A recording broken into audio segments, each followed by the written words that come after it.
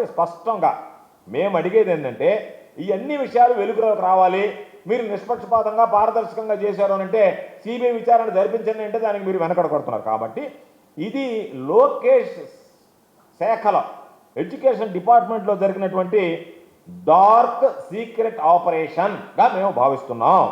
అందుకనే మీరు ఎవరన్నా మాట్లాడితే మేము జైల్లో వేస్తామనేటువంటి మాట మాట్లాడుతున్నారు. మేము మరలా చెప్తున్నాం, మేమే పోలీస్ స్టేషన్లోకి రమ్మంటే వస్తాం. నిన్న కూడా మా పిల్లలు వచ్చారు, మేము వెళ్ళాం. కాబట్టి మీరు ఎంతమందిని అరెస్ట్ చేసుకుంటారో చేసుకోండి. మమ్మల్ని అందరినీ ఎవరైతే పాపం ఈరోజు దగాపడ్డారో నిరుద్యోగులు వాళ్ళందరితో పాటు మమ్మల్ని కూడా జైళ్ళన్నీ మా అందరితో నింపండి. నిరుద్యోగులతో పాటు వైఎస్ఆర్ కాంగ్రెస్ పార్టీకి సంబంధించినటువంటి నాయకులు, కార్యకర్తలు, మా యువత, విద్యార్థి విభాగాలు కూడా సిద్ధంగా ఉన్నాయి. మమ్మల్ని అందరినీ మీరు జైలు నింపండి. కానీ ప్రతిభ ఉన్నటువంటి వ్యక్తులకు మాత్రం మీకు చేతులు జోడించి చెప్తున్నాం, దయచేసి అన్యాయం చేసి వాళ్ళ ఉసురు పోసుకోకండి అని చెప్పి ఈ సందర్భంగా మీకు తెలియజేస్తున్నాం.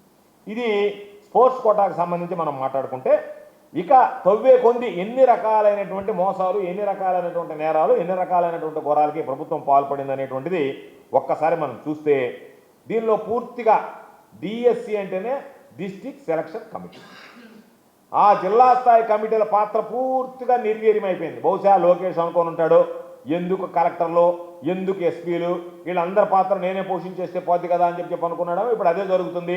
కింద స్థాయి ఉద్యోగం దగ్గర నుంచి, గ్రామ స్థాయి ఉద్యోగం నుంచి రాష్ట్ర స్థాయి ఉన్నతాధికారి వరకు వాళ్ళు ఎవరు విధులు నిర్వర్తించే పరిస్థితులు లేరు. కేవలం ఈ వ్యక్తే లోకేష్ ఒక్కడే చక్రం తిప్పుతున్నాడు. ఏ శాఖలోనైనా అదే అనుకున్నాడమ్మా.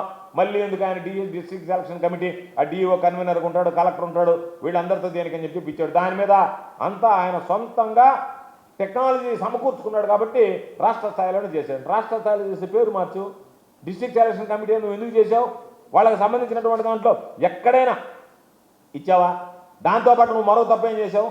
టెట్కి డిఎస్సికి సంబంధించి ఈ రెండుకి ఒకే వ్యక్తికి బాధ్యతలు, నీకు సంబంధించినటువంటి వాడికి నువ్వు బాధ్యతలు అప్పగించాల్సినటువంటి అవసరం ఏమొచ్చింది దీనికి సంబంధించినటువంటిది? ఆ ప్రశ్నపత్రాల తయారీలో పాల్గొన్నటువంటి వ్యక్తి అక్కడ ఉన్నటువంటి మీరే ఒప్పుకుంటున్నారు, అతను కంప్యూటర్ ఆపరేటరు, టెంపరీ బేసిస్ మీద పనిచేసేవాడు అని చెప్పి.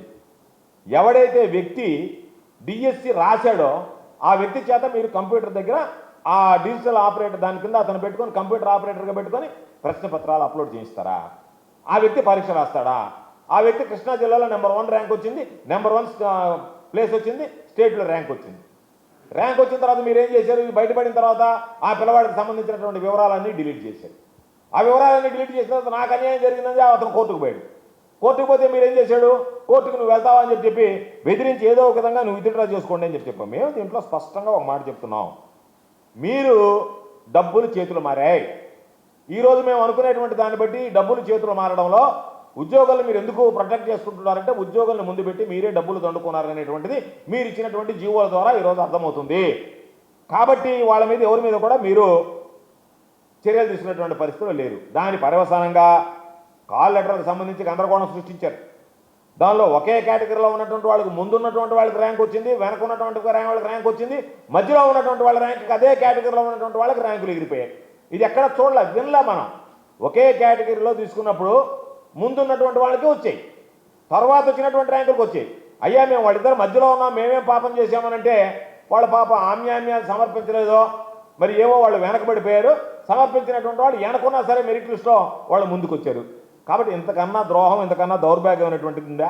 మీరు ఒక మెసేజ్ పంపించి ఆ తర్వాత అది మేము టెస్ట్ మెసేజ్ పంపించాం, మీరు సెలెక్ట్ అయ్యారని చెప్పి మెసేజ్ ఇచ్చి తీరా పాపం వాళ్ళు వెరిఫికేషన్కి వస్తే మేము టెస్ట్ మెసేజ్ పంపించామని చెప్పి మీరు నిరుద్యోగుల జీవితాలతో ఎంత ఆస్తి వస్తాడో ఉద్యోగం అనేటువంటి నాకు ఉద్యోగం వచ్చిందని చెప్పి అక్కడికి వస్తే నీకు ఉద్యోగం రాలే, మేము టెస్టింగ్కి మెసేజెస్ పంపించాం, ఆ మెసేజ్ నీకు వచ్చింది అని చెప్పి మాట్లాడాం. ఒక 3 పోస్టులకు పాప అనేక రకాలైనటువంటి ఎగ్జామ్స్ రాశారు. 3 పోస్టులకు అర్హత సాధిస్తే అతను ఒకే ఒక పోస్టుకి ఒకే కాల్ లెటర్ ఇవ్వడం అనేటువంటిది ప్రతిభావంతుడిని అణగదొక్కడం కాదా?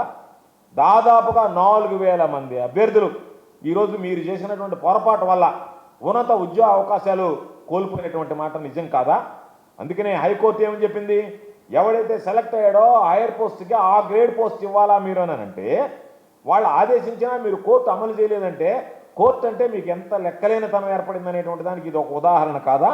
కాబట్టి హైకోర్టు ఏమని వ్యాఖ్యానించింది, ఇది దారుణమైనటువంటి చర్య, దుర్మార్గమైనటువంటి చర్య, ఉన్నత స్థానం సంపాదించినటువంటి ఉన్నత పోస్ట్ ఎందుకు ఇవ్వలేదు అని చెప్పి మీరంటే వీటి మీద మేము సిబిఐ చేత కానీ హైకోర్టు సిట్టింగ్ జడ్జి చేత కానీ విచారణ జరిపిస్తారనంటే మేము క్రిమినల్ కేసులు చేస్తాం, అది పెడతాం, ఇది పెడతాం. మా మీద కాదు క్రిమినల్ కేసులు పెట్టాల్సింది. మీకు చిత్తశుద్ధి ఉంటే దీని మీద విచారణ జరిపించండి.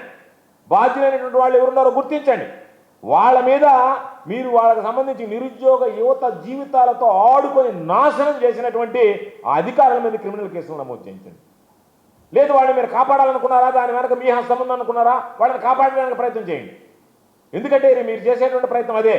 కాపాడడానికి రకరకాలైనటువంటి రిజాండర్స్ ఇచ్చి వాళ్ళ దగ్గర ఖండనలు ఇప్పించి ఎక్కడా తప్పు జరగలేదని చెప్పి ఎవడన్నా మాట్లాడితే వాళ్ళ దగ్గర తీసుకెళ్ళి నంబటి రాంబాబు మాట్లాడితే ఒక ఆయన చేసిపోయి చెప్తున్నాడు, మీరు ఇచ్చినటువంటి రిజాండర్ దగ్గర పెట్టుకుని చదివి ఆయన నేను పోలీస్ స్టేషన్లో కంప్లైంట్ ఇస్తాను. జరిగినటువంటి దాని మీద విచారణ జరగకుండానే ఎవరు ఎక్కడ ఏం జరిగిందనేటువంటిది తేల్చుకోకుండానే మీరు మాట్లాడితే మేము కేసులు పెడతాం అనేటువంటిది ఇంతకన్నా దారుణమైనటువంటి పరిస్థితి. అందుకే చెప్తున్నాం, మీరు ఏదైతే ఉందో దీనికి సంబంధించి మెగా ప్రచారం చేసి మెగా మోసం చేశారు. మెగా డిఎస్ఏని నిరుద్యోగ యువతకు ఆశ చూపించి స్కామ్ చేసి వదిలిపెట్టారు. కాబట్టి ఈ ప్రశ్న పత్రాలు లీక్ అయ్యాయి అనేటువంటి ఆరోపణ ఉంది. అది ఎస్సీఆర్టీ నుంచే లీక్ అయ్యాయి అనే ఆరోపణలు వస్తుంటే ప్రభుత్వం ఎందుకు మౌనం వహించాల్సినటువంటి అవసరం ఉంది? దాని మీద ఎందుకు వివరణ ఇవ్వడం లేదు? దానికి సంబంధించినటువంటి ఆధారాలు ఉన్నాయి. వాటికి ప్రశ్న పత్రాలకు సంబంధించి మీరు అప్లోడ్ చేసినటువంటి వ్యక్తిని గురించి ఈరోజు అనుమానాలు ఉన్నాయి. అతను ఏం చేశాడు అనేటువంటి దాని మీద ఒక స్పష్టత ఉంది. ఆ పిల్లవాడికి ర్యాంక్ ఎలా వచ్చింది అనేటువంటి దాని మీద మీరు మాట్లాడటం లేదు, సమాధానం చెప్పడం లేదు. కాబట్టి ప్రభుత్వం చెప్పాలి, దీని మీద వివరణ ఇవ్వాలి. తప్పు చేయకపోతే ఆ వ్యక్తి వివరాలు రాత్రి మీరు ఎందుకు తీసేశారనేటువంటి దాని మీద ఇవ్వాలి. మెరిట్ స్కామ్ విడుదల చేస్తే మీ స్కామ్ బయటపడుతుందని చెప్పి భయపడ్డారా? అందుకే మెరిట్ లిస్టు విడుదల చేయకుండా, సెలెక్ట్ లిస్టు విడుదల చేయకుండా నేరుగా మీరు ఎస్ఎంఎస్లు పంపించారా?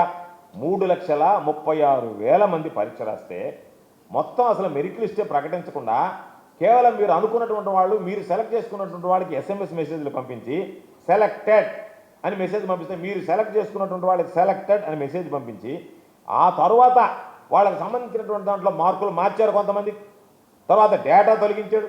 ఇదేనా పారదర్శకత?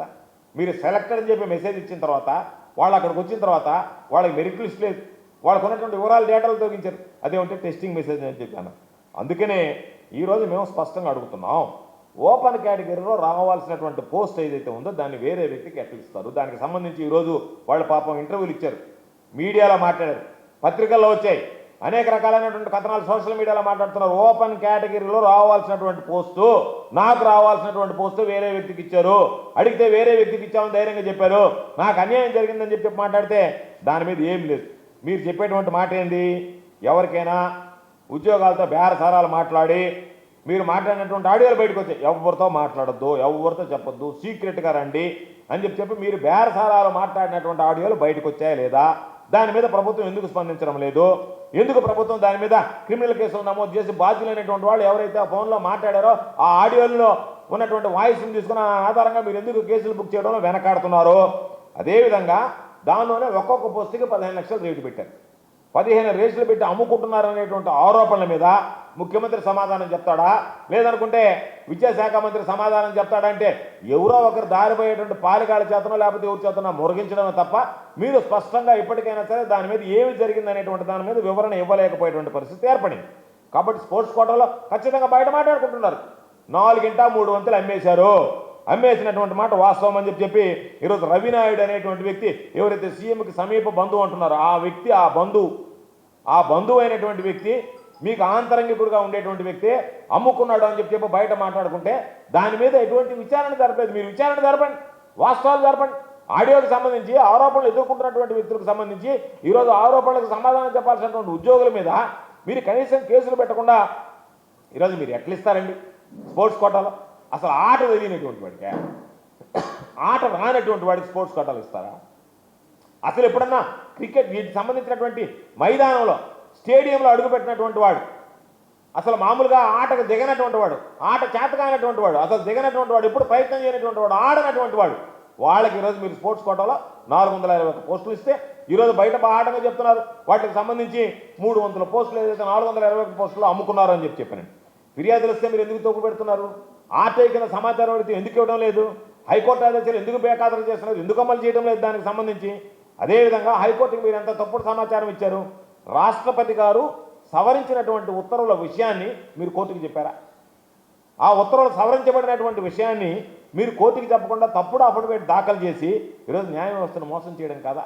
ఇంతకన్నా దౌర్భాగ్యం దుర్మార్గం ఒకటి ఉందా? కాబట్టి చంద్రబాబు నాయుడు చెప్పాలి, ఇది మెగా డిఎస్సీనా, దగా డిఎస్సీనా, మెగా దోపిడీనా ఏందనేటువంటిది. కాబట్టి లోకేష్ మౌనం వీడు సమాధానం చెప్పాలి. మీ శాఖలో ఉద్యోగాలు ప్రతిభతో వచ్చాయా లేక డబ్బులతో వచ్చాయా? ఇన్ని రకాలైనటువంటి ఆధారాలు మేము ఇస్తుంటే మీరు ఇచ్చినటువంటి జీవోల వెనక ఉన్నటువంటి ఆంతర్యం ఏమిటి? ఈరోజు మీరు ఇచ్చినటువంటి కాల్ లెటర్స్లో ఉన్నటువంటి ఆంతర్యం ఏమిటి? మీరు అందరిని వదిలిపెట్టి తాత్కాలిక ఉద్యోగుల చేత ఎందుకు ఉద్యోగాలు ఇప్పించాల్సి వచ్చింది? డిఎస్సీ అనేటువంటి దానికి అబ్రివేషన్ మార్చేస్తా డిస్ట్రిక్ట్ సెలక్షన్ కమిటీని పక్కన పెట్టి రాష్ట్ర స్థాయిలో మీరే అంతా ఎందుకు చక్రం తిప్పాల్సి వచ్చింది అనేటువంటి దాని మీద ఖచ్చితంగా దాని మీద మీరు వివరణ ఇవ్వాల్సినటువంటి అవసరం ఉంది. కాబట్టి ఈరోజు మేము మరలా అడుగుతున్నాం, ఉద్యోగాలు ప్రతిభతో ఇచ్చారా లేకపోతే డబ్బులు తీసుకుని ఇచ్చారా అనేటువంటి దాని మీద ఈరోజు అనేక రకాలైనటువంటి అనుమానాలను వాటిని నివృత్తి చేయాల్సినటువంటి బాధ్యత ఈ ప్రభుత్వం మీద ఉంది. వీటితో పాటు ఈరోజు ఏదైతే నిరుద్యోగ యువత జీవితాలను సర్వనాశనం చేసేటువంటి విధంగా ఈ డిఎస్సి స్కామ్ ఏదైతే ఉందో దీని మీద మీకు దమ్ము ధైర్యం ఉంటే హైకోర్టు సిట్టింగ్ జడ్జి చేతైనా సరే, సిబిఐ చేతైనా సరే విచారణ జరిపించి నష్టపోయినటువంటి ఆ నిరుద్యోగులకు సంబంధించినటువంటి న్యాయం చేసేటువంటి పరిస్థితి ఉందా లేదా అనేటువంటిది స్పష్టంగా చెప్పండి. దానితో పాటు వీటన్నిటికీ కారణమై ఎక్కడ సమాధానం లేకుండా ఈరోజు మేము ఇచ్చేటువంటి ఆరోపణలు కాకుండా ఆధారాలతో సహా ఇచ్చేటువంటి వాటిల్లో మీరు దీనికి బాధ్యత వహించి నారా లోకేష్ అనేటువంటి ఎవరైతే విద్యాశాఖ మంత్రిగా ఉన్నాడో వెంటనే ఆయన రాజీనామా చేయాలని డిమాండ్ చేస్తున్నాం. దానితో పాటు దీని మీద సిబిఐ చేత కానీ లేదా సిట్టింగ్ హైకోర్టు జడ్జి చేత కానీ విచారణ జరిపించాలని చెప్పి ఈ ప్రభుత్వాన్ని కోరుతున్నాం. A new dawn rises in Stonehouse-Pate, where dreams take flight and learning finds purpose. Born from the vision of our directors to create a stress-free learning environment where every child grows with confidence, joy and curiosity.